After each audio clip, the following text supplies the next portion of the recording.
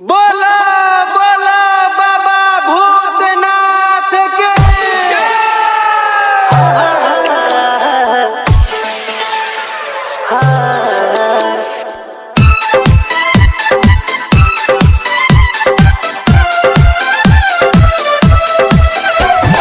गाना महत्वहार हो डीजे हिमांशु भड़कुड़िया।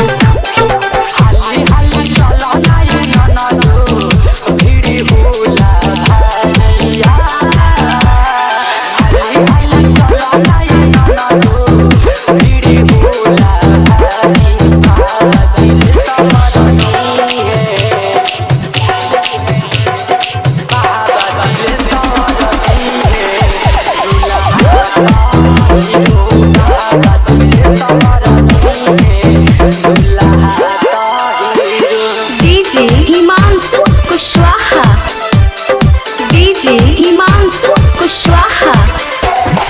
गाँव कहाँ है? भड़कुड़िया। गाँव कहाँ है? भड़कुड़िया।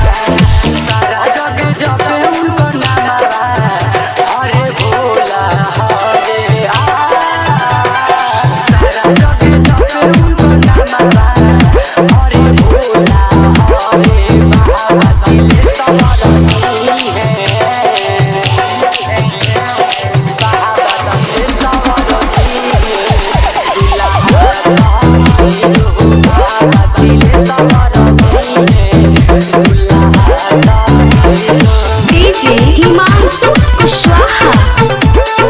गाँव कहाँ है? भड़कुड़िया।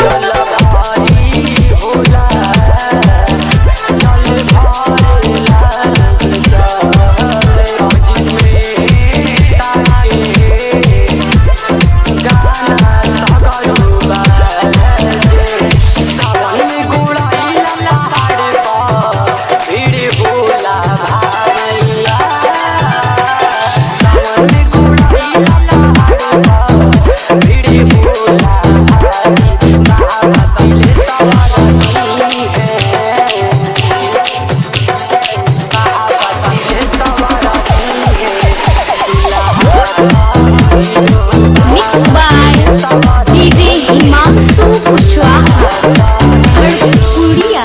डीजे मिक्सिंग के लिए आप संपर्क कर सकते हैं। Mobile number 7371917281।